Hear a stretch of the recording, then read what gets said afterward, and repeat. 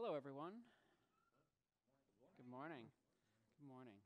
I don't know if the microphones are on. Mine is on, but I don't know if they're. No. No, it's all right. We'll roll with it.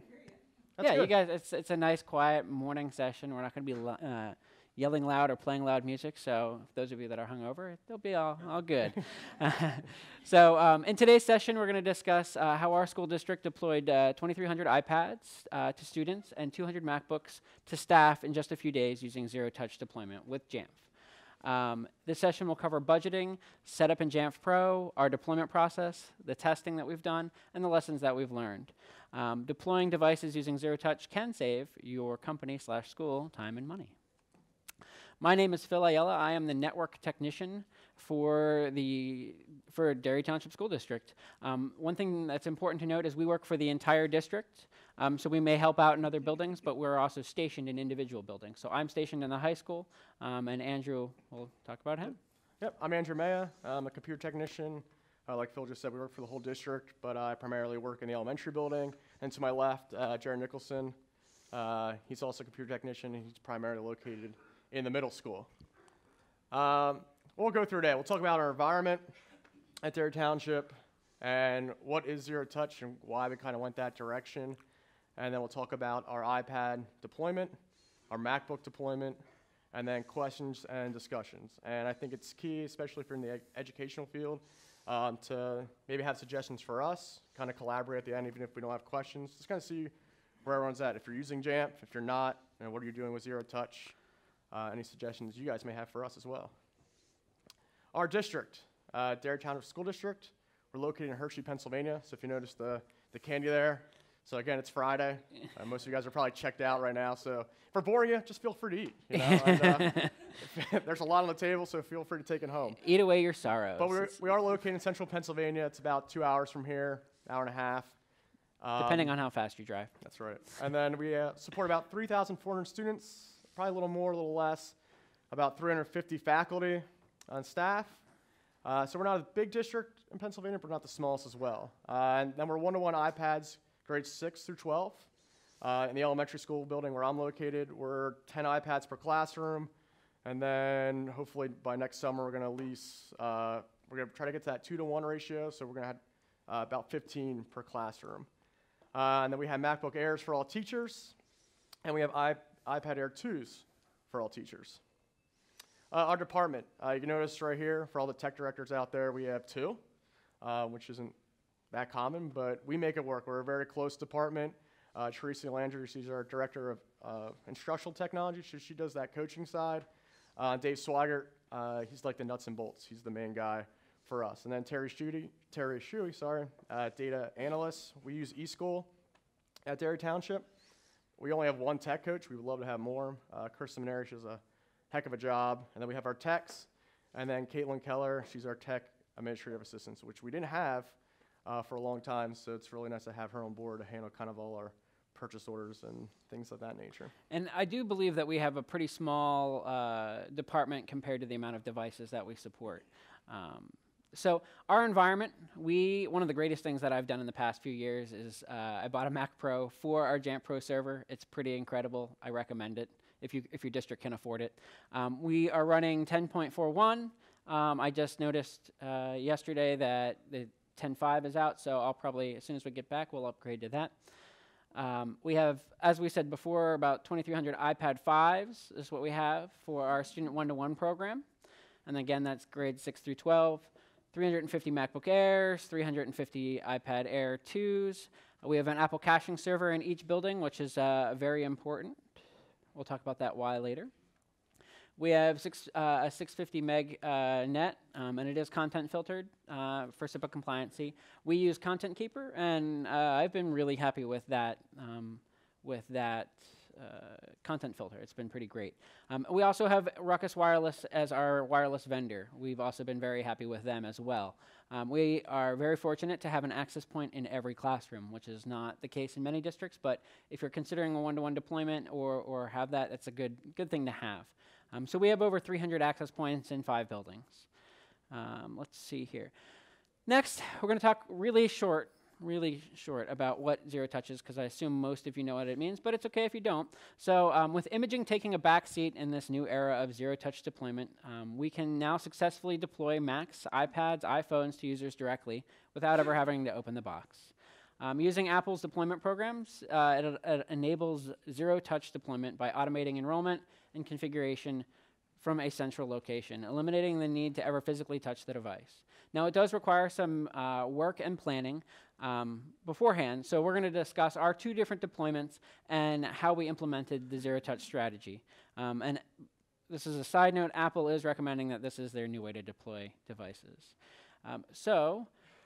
Last year was the first year that we were fully one-to-one grade 6 through 12. And that we had to have some budgeting talks first. So I'm going to talk about budgeting. We also have a lot of South Park references because that's who we are. So I'm going to talk quickly about purchasing versus leasing, repairs, damage, loss, some things to consider, cases, keyboards, chargers. These are all things that you want to consider when you're budgeting for stuff.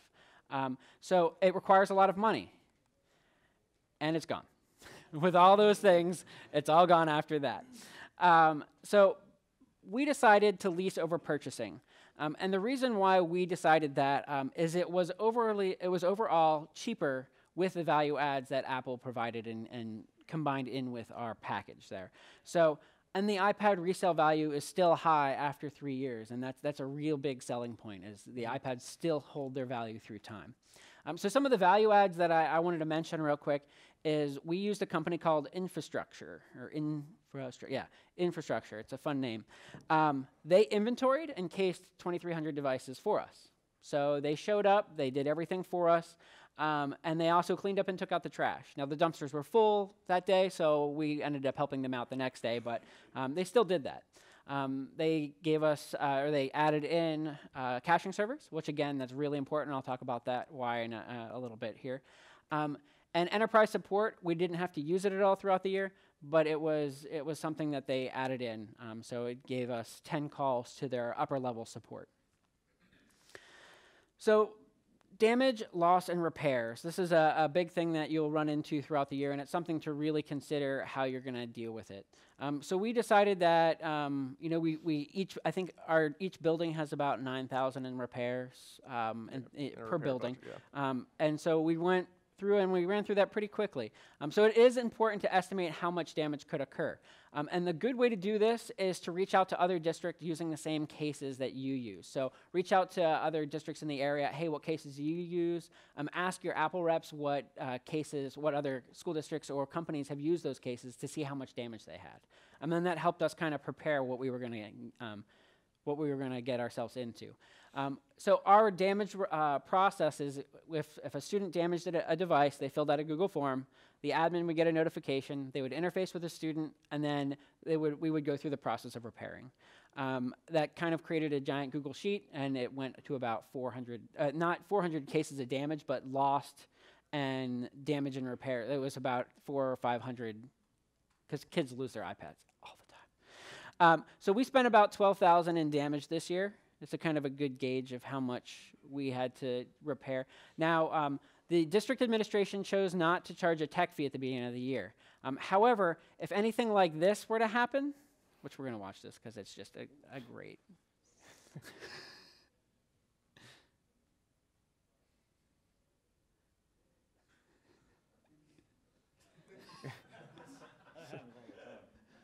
It's kind of how I feel about mine like every day.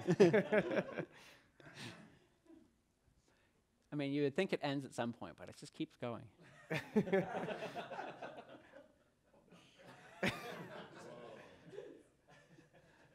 Oh, you think it's done? Nope. No. We'll put it in rice. Yeah, maybe some rice will fix it. Hey, look, it did. It did. Oh,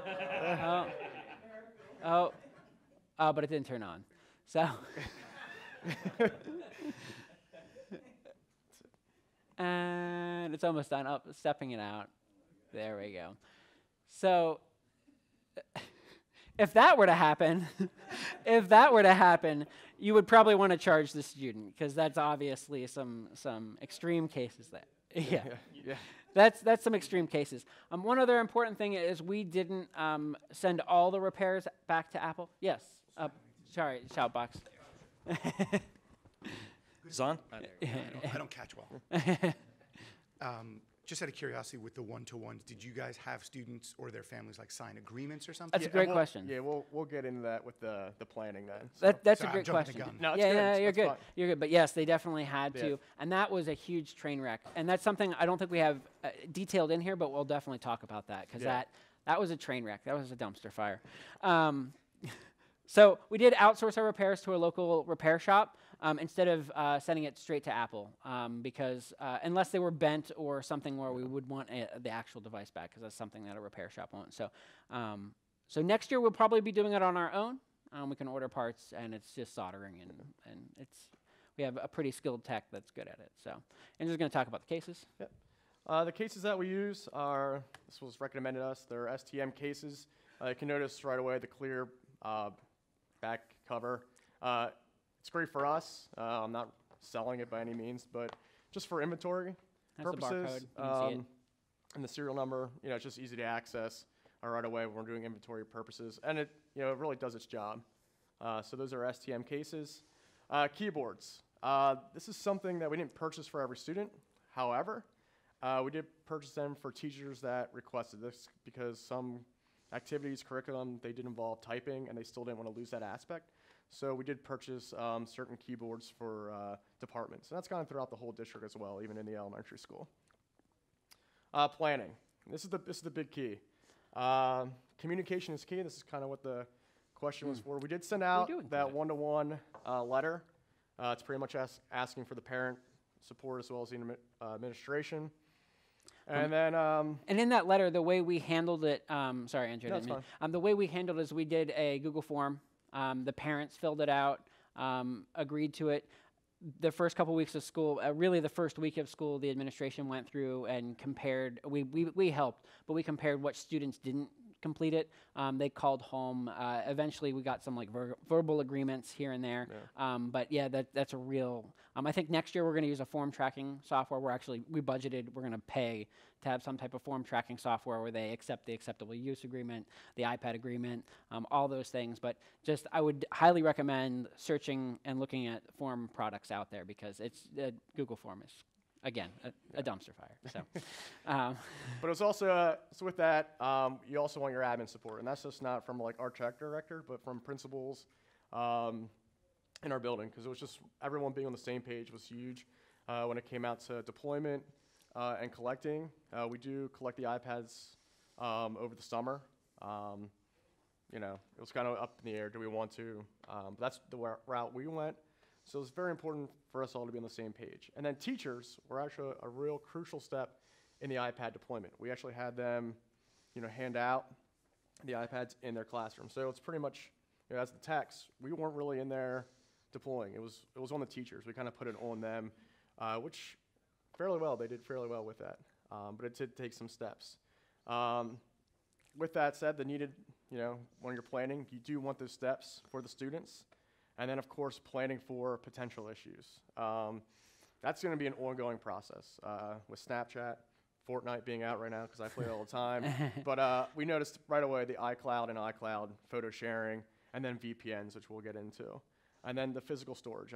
I know it seems generic, but when we had 9+, 10+ pallets of iPads, it's a lot of space. It's a lot of space. And we were fortunate that we didn't have it in our warehouse. We actually had it in our middle school. And our campus is pretty much, all the buildings are right there. So it was pretty easy, actually, when we had the company come in, set those up. They were easily to deploy throughout the rest of the building then.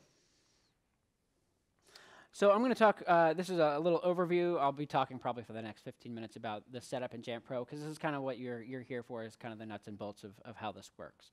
So I'll discuss DEP and its importance, pre-stage enrollments, how they're configured, scopes and static groups and smart groups, policies, apps to push, and then also push versus self-service. So Apple, the device enrollment program is is 100% crucial for this. If you don't have it, you can't do it. So if you don't have it, please contact your Apple rep, see how you can get signed up. I know if you're a company, you don't have to be involved with Apple School Manager, but it's kind of integrated in with Apple School Manager now. So the first step you really need to make sure is you have your device enrollment program connected to your Jamf Pro server. As you can see, it's connected here. I think if you click the little database symbol up at the top, or server symbol at the top, if it's green, it auto adds every new purchase into your device enrollment program. Otherwise, you have to import serial numbers. So that's something that's a good pro tip there. Make sure you have that auto add.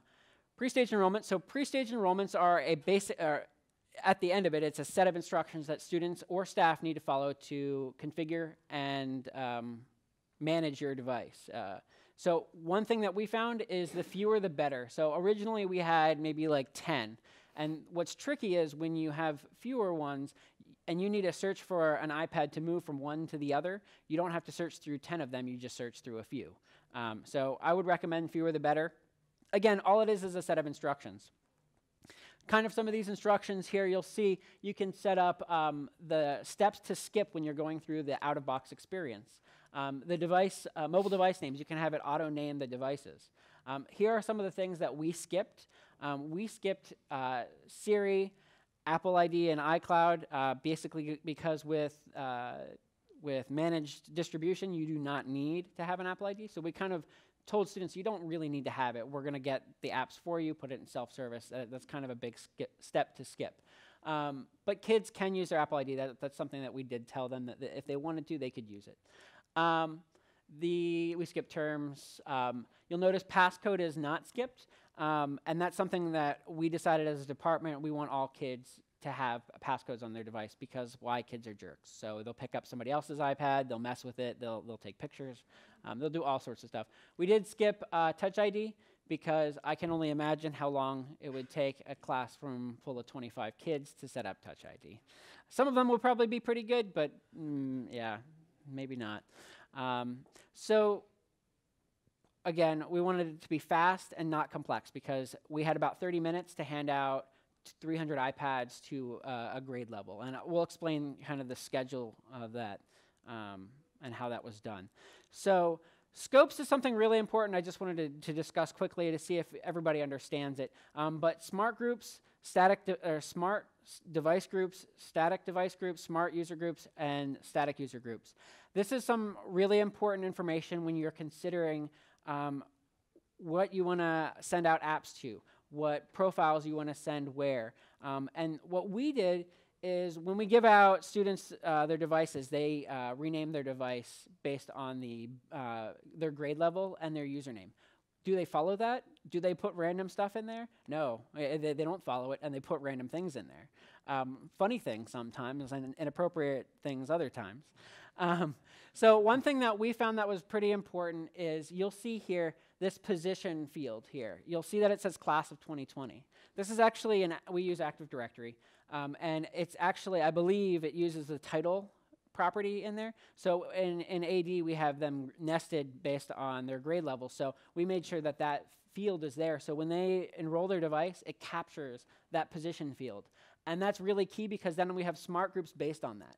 And so kids can't change that. They're part of that group and they get their apps based on that. They get their profiles, their restrictions, all based on that. So that's just something I wanted to quickly mention that's how we do that. And here you'll see it like up in the upper left. Sorry, it's really small font. But it's our high school student one-to-one. And then over here, you'll notice that they're all the class ofs. And that's how that smart group is assigned. So as students get enrolled, they automatically get all those profiles. Here are some other examples of, so this is static user groups. And user groups are a little funky, and I'll explain a little later why this is important. But we had teachers, I'll just explain it now and save time later. Say you purchase 30 apps, and you want it to be for 30 individuals. Well, you could assign it out to the entire grade level, but then 300, for us, we have 300 per grade. 300 people could potentially grab that app. The problem is you only bought 30 licenses. So kids that are not part of that scope of 30 will grab that app. So the way we did it is we told the teachers, hey, if you're going to buy specialized apps, say maybe something's $5 a piece and it's times 30, then we're going to have you, the teachers, set up user groups. So in JSS, you can add teachers and add permissions so that they can go in and create static user groups. It takes maybe about 5 minutes to look up those students and create this.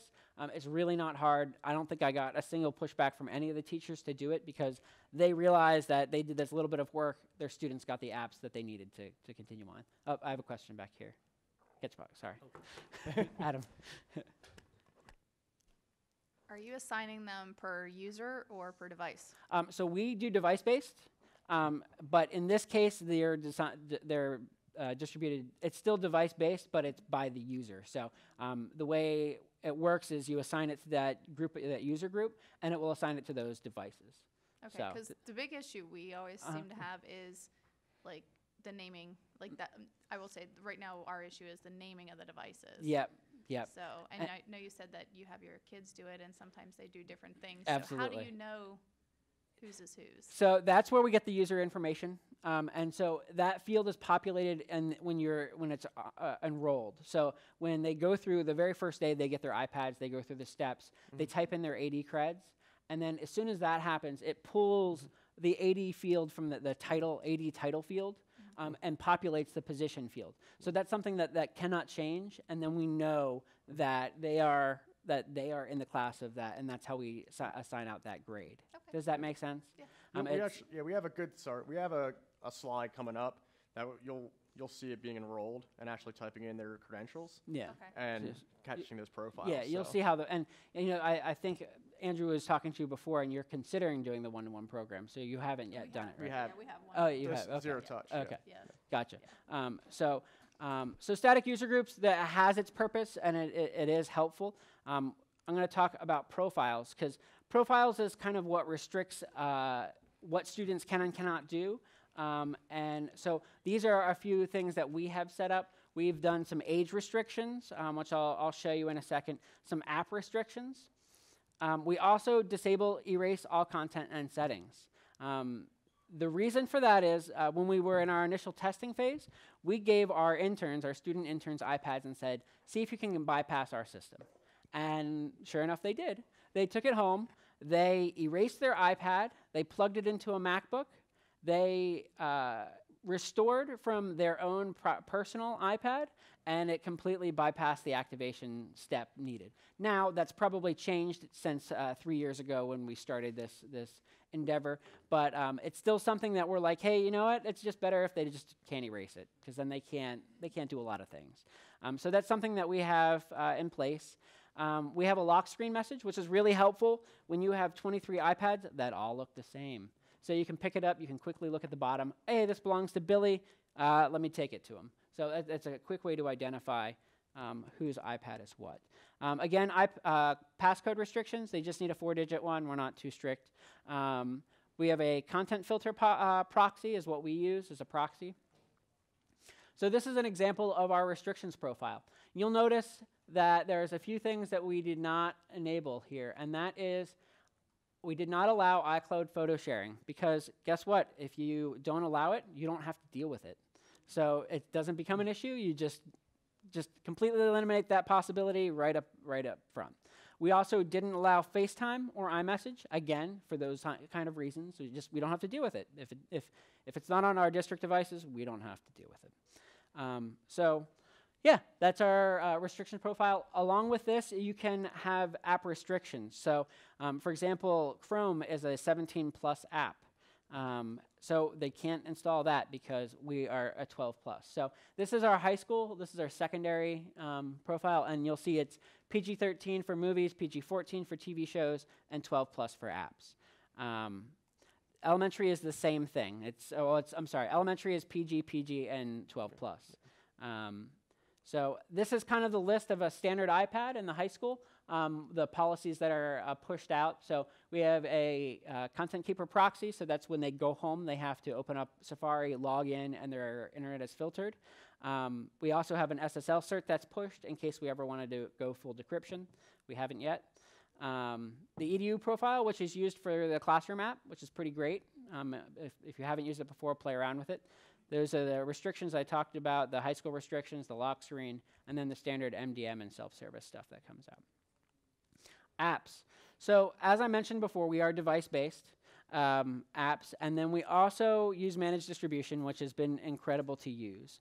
Now, push versus self-service. When you're planning, you really have to consider what apps do every student need to have. So for us, we use Google Drive. We're a Google district.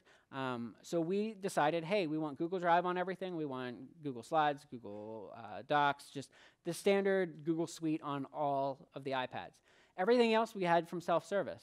And that's important because as soon as you enroll your device and get everything through the process, it's going to start downloading that. And so if you have a bunch of crap on there, it's going to download all that crap. That's simple. So the scoping of apps is what I was talking about before, about how it's really important that you make sure you're scoping correctly, because you'll run into that problem. Unless you can afford, 1,200 copies of Evernote for your 1,200 students, that's what it's going to be. So the cost of apps that goes into that, you just have to, when you're budgeting, when you're planning, think about what the potential costs are. Now, I'm sure you've all purchased apps, and as you buy more, it gets cheaper, but it's still a cost. Let's see here. Yeah, Andrew's going to talk about testing. Yep, it's a little skip right there. But testing, it's a crucial step. We tested individually. We tested at home, and Phil will kind of talk about what we did in our department, but we all, it's very crucial. Again, we really only went full one-to-one this year, but we did kind of ease into that with 6th, 7th, 8th, all the way up through. So testing was huge, and Phil will get into the department and the VPNs, what we really noticed here.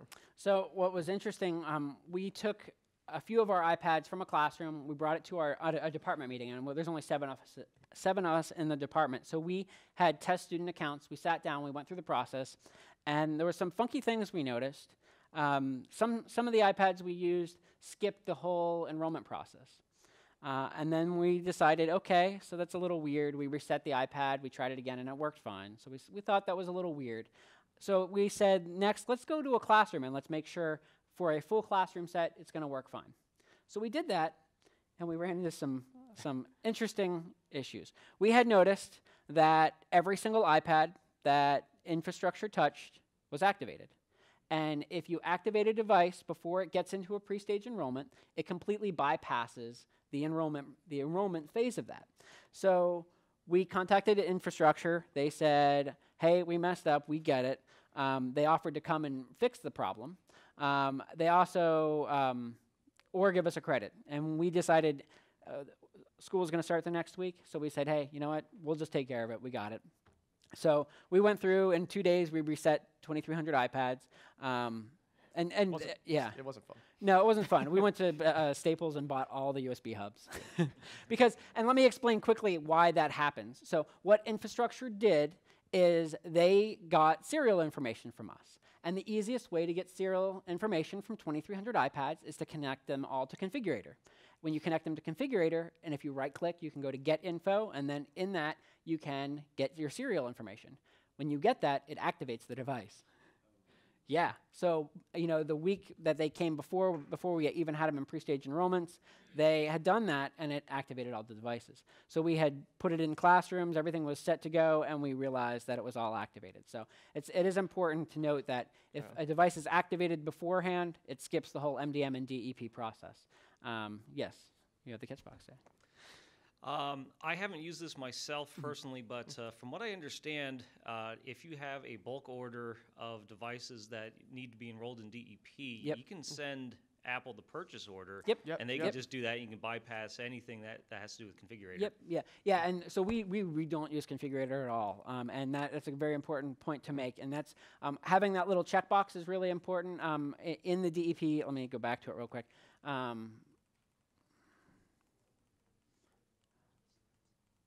Yeah, all the slides. Ooh, too far. Yeah. It was that. So the green, if it's not green, I don't believe that it's set up to auto add. So it's nice. Anytime you do a purchase order, anytime you purchase something, it automatically adds all those devices in. Back to where we were. Okay. So yeah, we basically fixed it. Everything was good. Had we not gone through and discovered that issue, the next day or the next week, we would have handed out 2,300 activated devices that completely skipped the MDM process, that would have been unmanaged, and the kids would have taken them home, and we wouldn't have probably known until, well, we would have known right away, because in MDM, we watched the numbers climb from 0 to 300, and when we were around where the class level was, we felt comfortable, but so we had to reset all that, and so theoretically, zero touch means you don't have to touch them. In our case, because of another company's mess up, which again, they fessed up, they were great to work with, we still, we had to touch it in that case, but theoretically, you shouldn't have to touch them.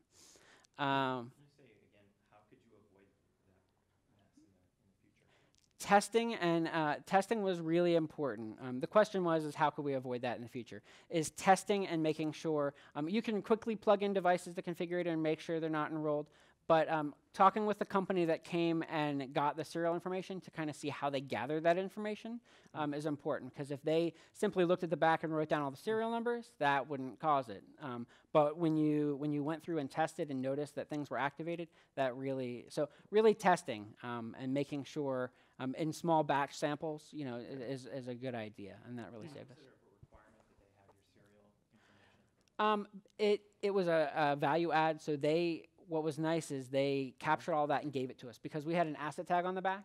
So they asset tagged it, and so all the asset tag matched up with the serial numbers. And the question was why was it important for them to give us serial numbers? And we could have done it all ourselves. Yeah, and we have 4 summer interns that are incredible. So if you have the summer help and wanted to do it all your own, you could easily asset tag them all and serial, and that's another way you can completely guarantee that it's not going to happen to you.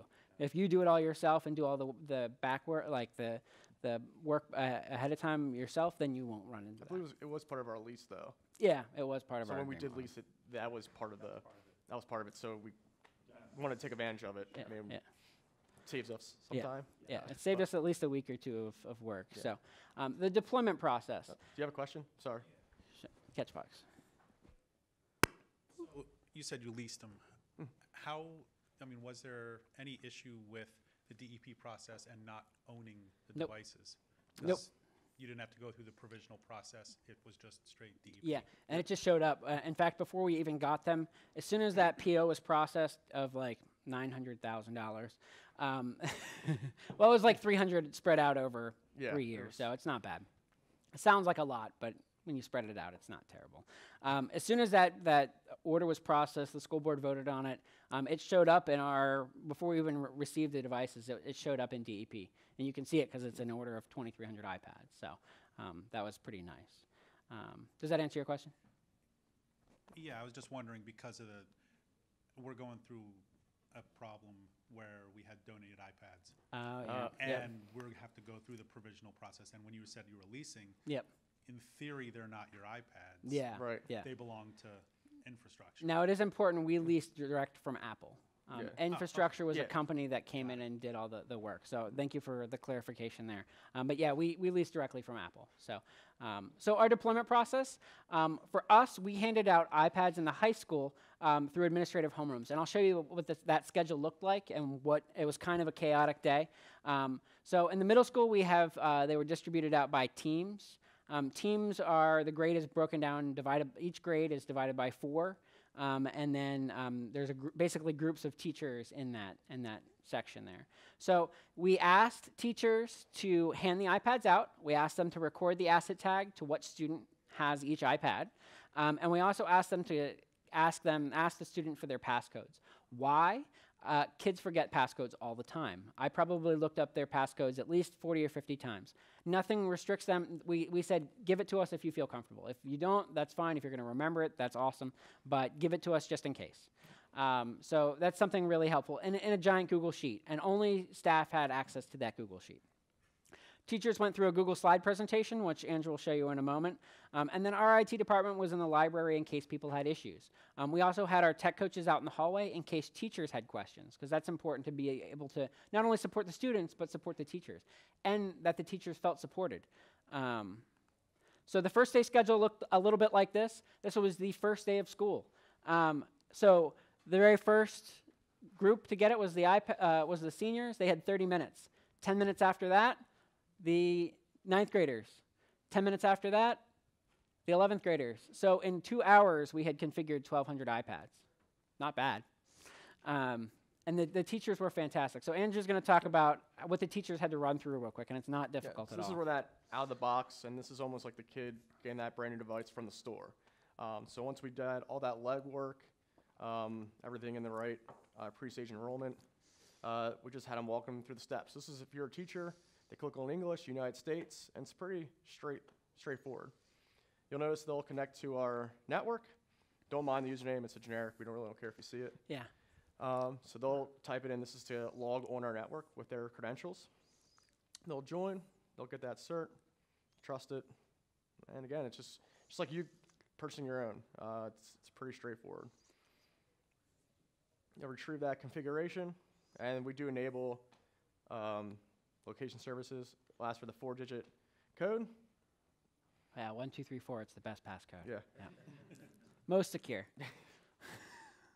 No one will guess that. And you'll see right here. So this is where it's being configured by Derry Township, our school district. And this is kind of back to that question where you see their username and password being typed in. That's when it captures the 80 additional fields. Yep. Installs the profile, and you'll get started. Now you'll notice here with this screen, you can see they're two different. That's because once it receives that profile, you'll notice over here that FaceTime and messages are gone. So that will receive that profile and it'll disappear. And then through that next process, you'll see if that with that scope, you'll see then the apps being pushed down, and then self-service will be there as well. And then if that homeroom teacher or that teacher may say, hey, we can start installing these apps as well from self-service. And then that last setup, they'll just go in the settings, and this is key. They'll just go and put their username and password. You'll notice that we have their graduation year, and then their username, and that's pretty much it. And then that was helpful in case a student lost their iPad. We could look in. We have Zone Director for Ruckus, so you can look up usernames or a device name, and it shows generally if you have an access point in every room, it's going to be pretty accurate. It's going to say it's going to be in one or two rooms close to where that it gives you, as long as you name your APs accordingly. Yeah, and that's it in a nutshell. Now, does it always go that smooth? No, and that's kind of what Phil will talk about our aftermath. For the most part, it did go quite well, but of course we did have some lessons that we learned. So, when the internet fails, you just unplug it and plug it back in, right? Right? That's what Kyle does here. Hey, and it works. I wish it worked like that. So, one thing that we realized is the first week of school, we were deploying our iPads, but other school districts were deploying their iPads as well. And we share our network with other school districts through an intermediate unit here in PA. That's a pretty common practice. Because of that, they were not prepared, and also their firewall was not configured correctly. And when that happens, our internet was basically sporadic throughout the day. So if you cannot connect to the internet, you cannot contact Apple, and you cannot activate your devices. So that's a really important step. One thing that you can do to kind of mitigate that is contact your service provider, whether it's an IU or an ISP, and say, hey, this is what we're doing on this day. Prepare for a lot of traffic. It's going to happen. Ask very nicely if you can have some expanded bandwidth. They gave us a gig. We have normally 650, but we asked for a gig. They're like, sure, have it for a week. And they did that for us. So more internet, the better. It's important to come up with a backup plan, too. I don't know that a hotspot or a powerful hotspot is a backup plan, but come up with a backup plan for the next day or some type of if this happens, we're going to do it again tomorrow, or come up with a plan that makes sense. So downloading apps, as we mentioned, as soon as you connect, as soon as you enroll your devices, it's going to download all those apps. And what we didn't do, because I didn't pay attention or think that it would matter much, I didn't set up any of those caching servers that we got. That was a big mistake. And you'll see why in just a second here. So caching servers are pretty incredible. This is 290 days of data here. It was great because I just didn't restart them. But you'll notice the high school, it had downloaded 3 terabytes from the web. It had sent out 13 terabytes. That's a significant data cost savings there. In the middle school, 1.8 terabytes. We sent out 12 terabytes. That's great. That's an incredible. It's about 5 terabytes downloaded and 25 up. That's pretty great. So that saved a ton of data there. So set up your caching servers. Don't underestimate the power of what it can do. The management of question over here. Do you happen to know if a device will hit a caching server if it's getting an app through self-service as opposed to the built-in app store? It should. What it does, my understanding of how caching servers work is it reaches out to Apple's server and says, hey, we're requesting this app. And it's actually really interesting to look at the logs in your caching server because it actually details out like, hey, received request from this. And it's really incredible to see. But what it does is it says, hey, this is an app we want. And then it's going to say, your caching servers registers with Apple's servers. And it says, hey, it's got caching servers configured. At least this is my understanding. If people have a better knowledge of this, let me know. Yeah. It says you're coming from this public IP. Yep. Use a caching server. Catchbox. Same public IP. Yep. We're going to talk to that instead. Yeah. What he said basically, it basically checks to see if you have a caching server. Sorry, you didn't have the catch box, so I just wanted to rephrase that. But it recognizes that you have a caching server, and then we'll reach out to that caching server and say, hey, is this app on here? Cool. If it is, grab it. If not, cache it. And so that's really helpful when you're deploying the same kind of app over and over again to a large population. So we put one out in each building, and then we also have one at our district office too. Catch box.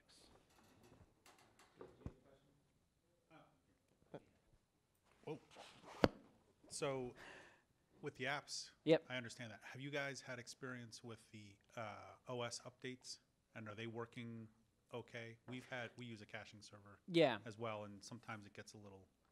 Yeah, I've kind of toyed with how to do iOS updates, and I've run into kind of a conundrum, especially with updating apps or updating iOS during the school year, because what's tricky is I don't want to push it out and enforce it, and then have them have an exam that day, and then their iPads are out of commission. So it's really tricky to, sometimes over spring break, and to kind of plan that out. But we haven't really run into that because we haven't kind of enforced that a lot. So some of our devices are running 10, which is terrible. But we're pushing that. A lot of teacher advocation is important for that as well. Does that kind of answer your question? Sorry, we just don't. So I spoke about the paid apps and sending it out. Students love Snapchat. They love Netflix. They love all the things that they can't have. So we did notice that VPNs, the students will install them. You can add them to restriction profiles so that they install them and then it just disappears, which is hilarious. We did the same thing with Fortnite because that it just disappears and they're like, hey, how did that happen?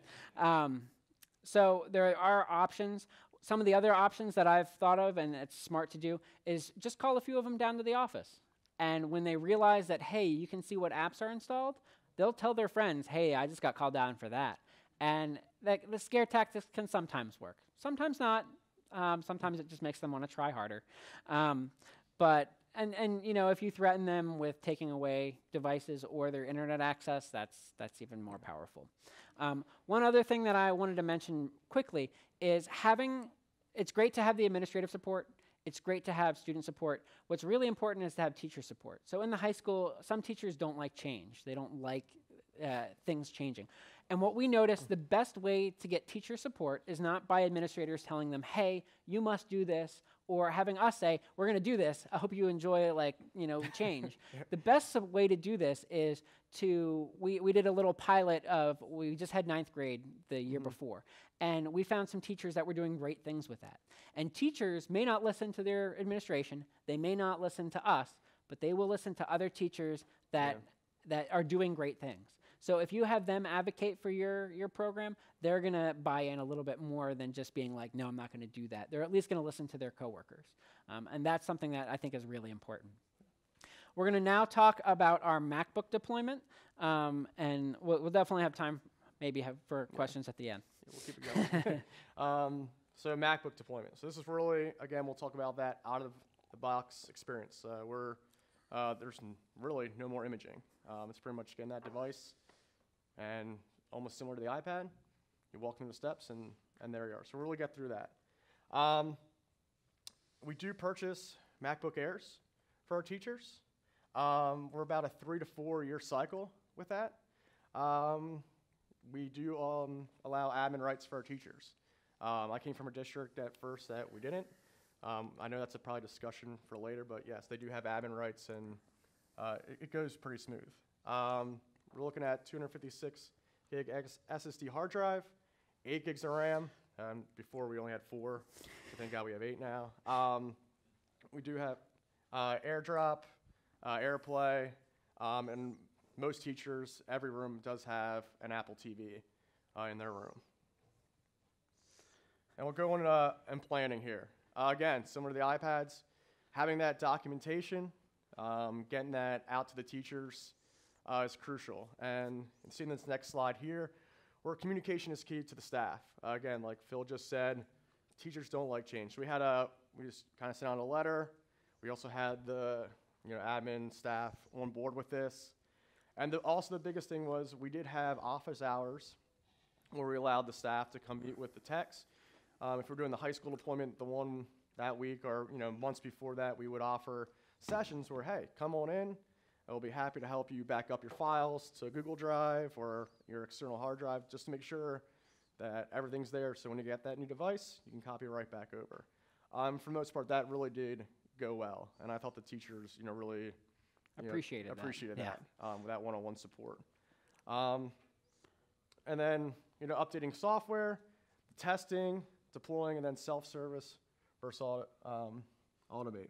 And some of the software packages we have to update is Office updates every, the second Tuesday of every month, or every other week. So things like that. Our self-service, we have everything packaged in, so we had to throw browsers in there, updated versions of browsers, updated version of Office, and some specialty software like we use ActiveInspire. So, and we'll get in that with our self-service, and then the planning schedule. And this was big. So when you're going to deploy your MacBooks, we decided to kind of do it at the end of the year. You can see in here, this is in April, just because the in-service days, and we felt the need that, hey, if we had that, it's kind of like the end of the year gift. Teachers are checking out probably after Christmas break anyways, but my wife's a teacher, so I can say that. But in April, we had that planned throughout the in-service days, and that way, it wasn't done in the beginning of school. We felt that it was nice getting that at the end of the year. That way, over the summer, we're still available. Any questions after deployment, we can still kind of help them out with that. So that's kind of what our schedule looked like. And they were in 2-hour chunks. I don't know if Andrew mentioned that, but they were in 2-hour chunks. We figured this is a good amount of time to hand out devices. Yeah. So Jamf Pro, question right there. Catchbox. Should do a shot for every time someone says Catchbox. So by doing your deployments of new machines in April, you must also then get to incorporate the latest OS 10. Yep. Because normally it comes out in the annoying time frame of September, October. Yeah. So when we purchase it, it's usually in the March time frame or February time frame. So that when we purchased it, it would come with the newest OS. So that's good, because then it at least forces those teachers to. We also recommend that teachers upgrade whether they do or not. We don't force them to, which is probably a bad practice, but it's something we should work on. Let's see here. Setting up in Jamf Pro, pre-stage enrollment, so I kind of mentioned how they work before. I'll just quickly go through that. We use a lot of policies to kind of shape how those, how things are distributed, also how things are installed. We do, I'm sure Andrew will mention this, but they are administrators on their machines, so that's something we're just, they're Macs, they'll be fine. And we use self-service. So pre-stage enrollments, ensure devices are in VP, a very important step. If you don't have that, you can't do anything else. Assign them to enrollments here. So you'll see we have it broken down into the school and then what they're doing. So you'll see in 2017, we did the elementary school. That's there. So set rules to match our deployment strategy. So some of those rules, it's just going through, skipping certain steps, kind of the same thing that we talked about in the mobile device section. Andrew's going to talk about policies. And a little overview of our policies. Our parent policy, we are we use a company called PaperCut. We have Toshiba's in our district. It's pretty nice. Every teacher has their badge. So if I print a job from the elementary school, I'm going to high school, I can relieve that job at the high school. So we go through that policy, and then we just basically rename the device policy. You'll see that in our self-service on the next slide, but they have that option. So if they're in the high school, they rename it for the high school, the middle school, elementary school, et cetera. Instead of having a bunch of Jamie's MacBook Pro or MacBook Air, it breaks it down into high school dash username, and you can do that with just a tiny script. Yep. Really easy script. Yep. And then we go through our software policies, then our Office software, which was big because we noticed some lessons there, and then our specialty software. We use Promethean in our district. Jared and I, we use Smart in our previous district, but we do add that to our self-service where those teachers can install ActiveInspire for Promethean. And just see here a little overview of what we have. And this is kind of, if you are using Jamf and you are using this, kind of see where, how yours is set up. You can notice all the tabs on the left. And we'll get into that once the deployment stage. But you can see here's the overview of what we have here. The setup, again, just having that extra access point is key. Something that we learned and we'll talk about later. But that deployment SSID. Yeah, we created a special SSID that just is a simple password. So they don't have, out of the box experience, it doesn't do a great job of capturing certificate-based authentication. So we just the simple deployment SSID is important. Yeah. Sorry. Something generic for our staff. Seems generic, but Sharpies were key because we were kind of running around. Yep, so go ahead. Doesn't Apple auto connect to an SSID that's called Apple Store? 'Cause I've heard of some deployments where they'll set up an AP and the SSID is Apple Store, so it just auto connects to it, and then users don't, because then your profile puts your network-based. Yeah, that's something good. We'll have to look into it. Apple demo. Okay. Very good. So, so and then anything will connect to that. You do a low power in just your deployment area. Yeah. Okay. Yeah, and that's something you'll just remove after the fact. So you said Apple Store. It's Apple Store. Yeah. Okay. Good to know. All right. So so setup. Yeah. So Sharpies. That was just big for us, just because when we're deploying and we have a large number coming in, documentation, what's damaged, what's not, and then obviously having those MacBook Airs ready to deployment on those days. And then barcode scanners were huge because when we had our our interns there, we were kind of naive at first, but we're like, we could just type it in. But when we're deploying receiving the old ones and deploying the new ones, we use a company called Asset Panda. So it's nice to have in our sheets. And then as well, if you are going to, I don't want to say refurbish, but if you're going to reuse your old MacBooks, your old laptops, it's just crucial to have an inventory because you don't want to run that where I'm using it in a lab and then a teacher comes back to you and says, oh, my stuff is still in here, when no, that didn't belong to you. So it's good to have that on file. That way it doesn't kick you in the butt later because you might run into that. Not saying that happened with us, but. Barcode scanner. So when you hand out MacBooks, you very much feel like Oprah and just like, you get a MacBook, you get a MacBook. And so, and with endless women screams. So we did this in a group deployment. we did this in small group deployments. They were groups of 30 to 40 people at a time. Sometimes even more. So we thought out the process and we said, okay, we want to distribute the device. We're going to collect their old device too, which is an interesting strategy. Some people might say, hey, they need to keep it for a little bit longer, but no, we collected it, handed new ones out. We went through the initial setup. We went through self-service. We went through settings and system preferences so that they could configure their own devices and make them customized to themselves. The additional app configuration, I know Google Drive back then didn't easily install through a package, so you kind of had to walk them through that. And then through ActiveInspire, it was important to kind of walk them through that setup as well. So testing. I don't know, I love videos of people smashing things, but it's pretty fun. So we tested the pre-stage enrollments. She's almost done. She doesn't set it on fire, though, so that's disappointing. So we tested the pre-stage enrollments. We made sure that MacBooks were provisioned correctly. So that's something, again, testing is really important because it can bite you in the butt later. So we tested policies to make sure they ran correctly. We made sure self-service was easy to understand and worked as intended. A lot of times you'll put stuff in self-service, and if you don't test it on your device and another device, you'll run into issues. So we went through the setup process on our own to make sure everything made sense and it was easy to follow. And then we scheduled a meeting with our department, and then we again sat down with the 7 of us, and we ran through the process that we had laid out. During that process, we found out that we might run into issues. For example, Office took about 30 to 45 minutes. We only have 2 hours of time, and it's going to push Office out. There are, I'm sure, better strategies. You could possibly cache it on the device and then later install it. You could say, hey, tomorrow come in and click the install button, and then it would probably go a lot faster.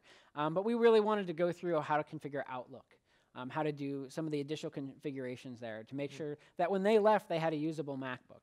So we decided that, well, that's installing. We're going to go through how setup was done, and I'll talk a little bit about that then. But we also found out that some apps need additional setup, like ActiveInspire, like Google Drive.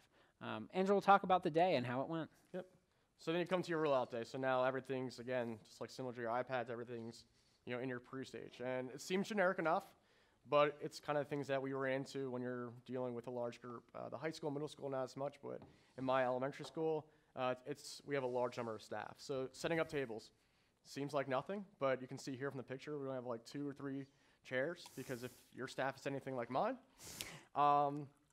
they're chatty.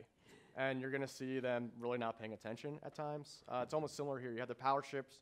We made that, so they're walking the steps. We made sure that power was available. And then having that second access point available for your coverage was huge. In the high school and middle school, we noticed it right away. So when it got down to the elementary school, we were prepared for that. So we were a little naive in that sense that, hey, our network's going to handle it. But we were prepared then once we got to middle school and elementary school levels. And then collecting the old MacBooks. This was huge, having those hands on deck. We had our interns, so when the teachers would walk through the door, we had that table right there we would collect, scan them in, mark damage or clean, whatever. And then it was pretty much they would get their new box. It was pretty much right there. Their new MacBook Air was there in the box still, and then they took it to their seat. Which is true to the zero-touch strategy there. We didn't touch them at all. It was great. So that's it. We didn't image them at all. They're in the pre-stage, and here you go.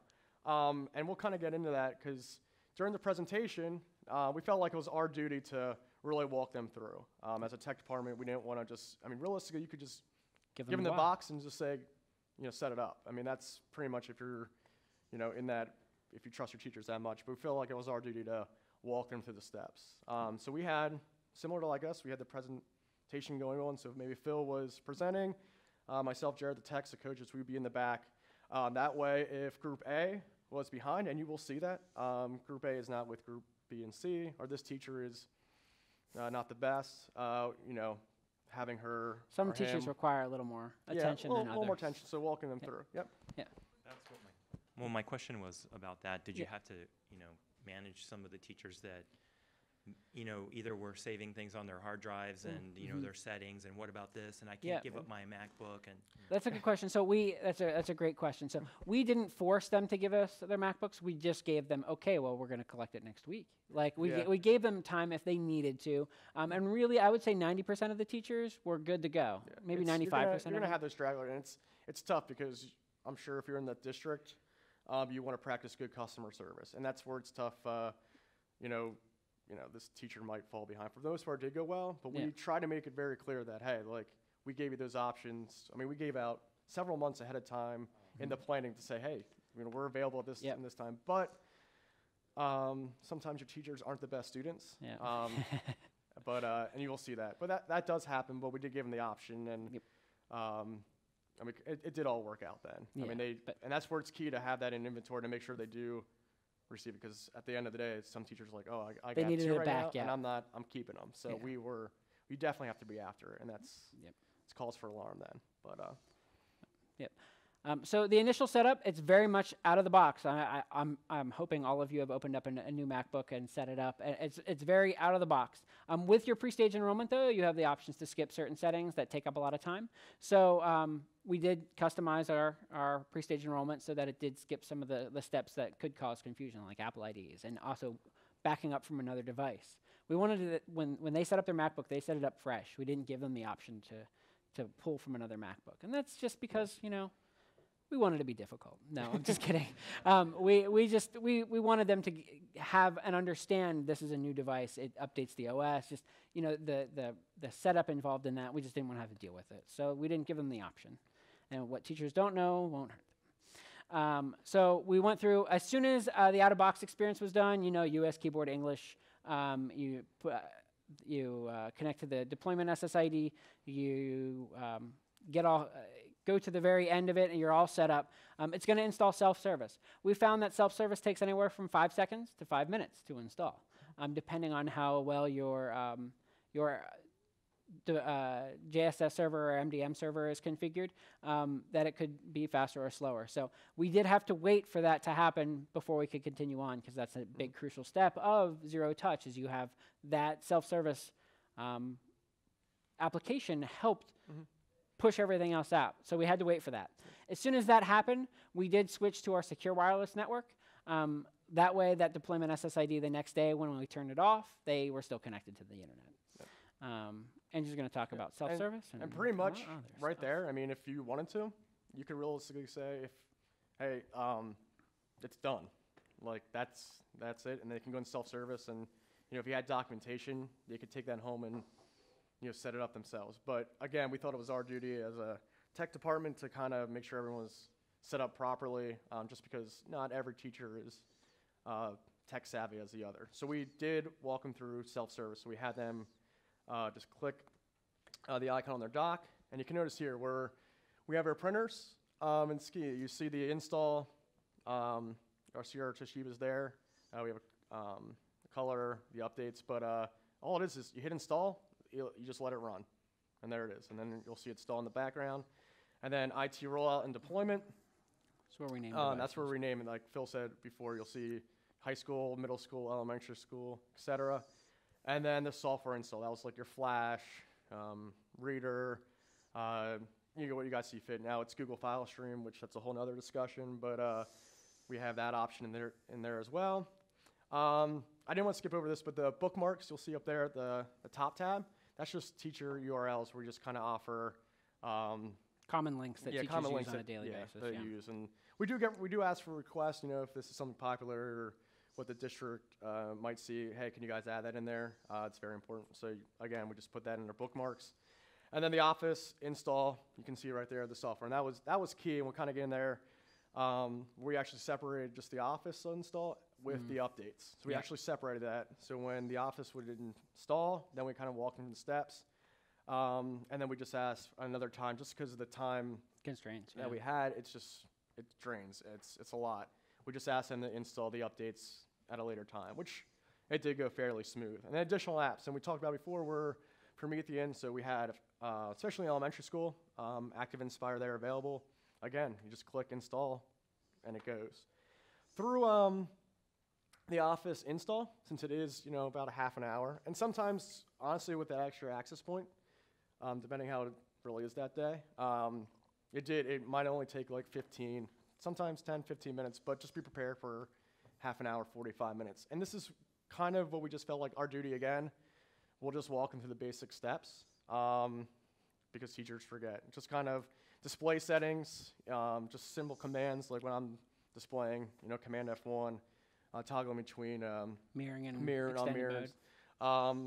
Again, just trackpad, right? Trackpad, yeah. The scrolling, that was different, and the teachers were like, "Oh, what do I do?" We kind of walked them through that, just because, again, teachers don't like change, or if you're from another company, some employees might not like change. So we just kind of walked them through the steps. It was almost a time filler, but it was almost like a good refresh for those teachers that weren't tech savvy, and those that were tech savvy. They found it very interesting in that.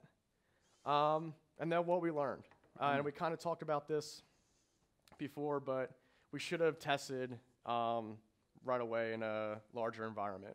Group sizes, we were a little naive. We're like, oh, we're fine. Our network will be fine. And then it did take a hit. So that first Office software was kind of nervy because teachers get impatient, and it was like, oh crap. But we did learn from that. So having that bandwidth and coverage, we learned that from the high school, and then when it trickled down to middle school and elementary school with that deployment, it went fairly smooth, I thought. Especially, like I said before, in my building, it's a large staff compared to the high school, middle school.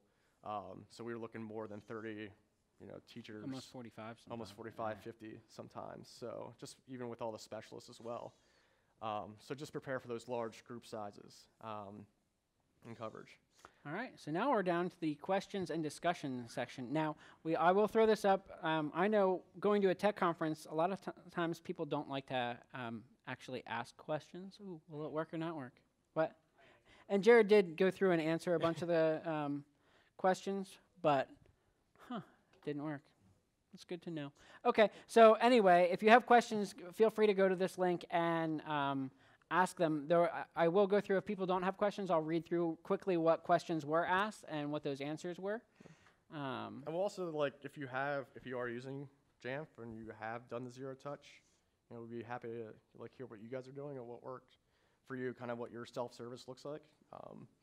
Just because we like to collaborate with other districts throughout our area, to see kind of where they're at. So, yeah, go ahead. Now, maybe I can add a little bit to this.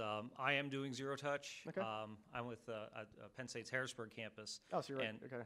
So it's not quite a 100% analogous to K-12, but this is really giving me some good ideas for how we can do a little bit more of zero touch on the iPads and stuff like that. So I think there's two things that I'm going to bring back to my office that might be helpful to anyone here.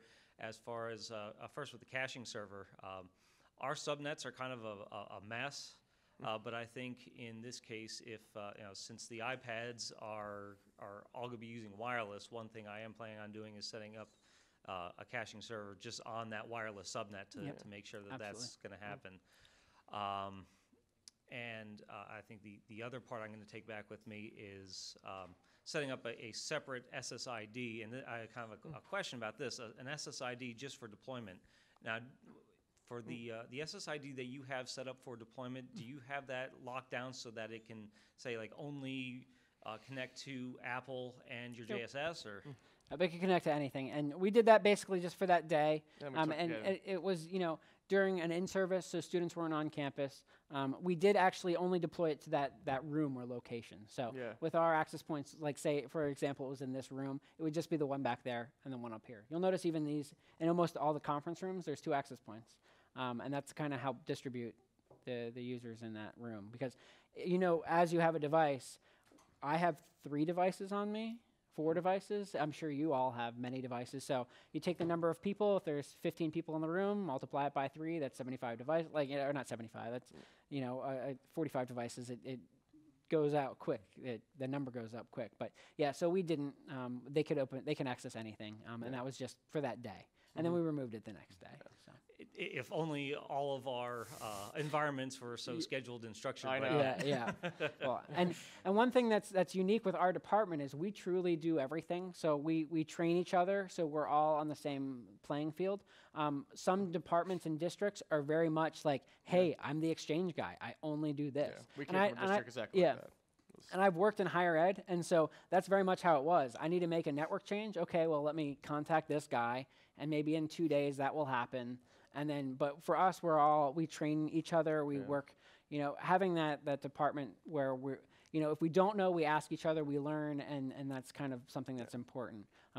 Our supervisors also feel like we should all have the same access. So it doesn't matter if it's the camera server or the Exchange servers, we all have the same access. Now we're all, things are all always logged, so if there's issues, we know who to go yell at, but we at least all have the same access. And that's something I really advocate. If you have other techs in your department that don't have the same access, it honestly makes you feel a little bad when you don't have the power to do things. It strangles, it handcuffs you. So giving and empowering other people in your department to learn and do things, it's not, I'm sure there's a bunch of politics out there and procedures that but that's a big thing that I would advocate for, is giving people the access they need to do their jobs, because that slows everything down. So here are some questions. Does that answer your question? Yeah. Yeah, broadly, it was kind of a broad question too. But thanks. Here are some questions that were asked online. This is a new website I just found, and it seems to work pretty well, except for the last part. So Jared answered every question that was asked, but what cases? We use the STM cases, and he even provided a link if you want to go buy one. Caching servers, he answered, we have one Mac Mini on each of our buildings' MDFs. So we have 5 buildings, we have 5 caching servers plus the one in the main distro. Mm-hmm. You give your students Wi-Fi passwords. Do you have issues with personal devices being added? So our network is laid out. We have DTSD, which is our secure wireless network, and then we have a BYOD/guest network. When people are on the DTSD network, they use their network username and password. So their iPads, their cell phones, whatever they want to add on there, it's content filtered and it's good. If they don't feel like being tracked, then they would join the guest network. Which is slowed down. It is. So we encourage it's throttled. We throttle that. So we encourage them to get. It was 500K. Yeah. So we encourage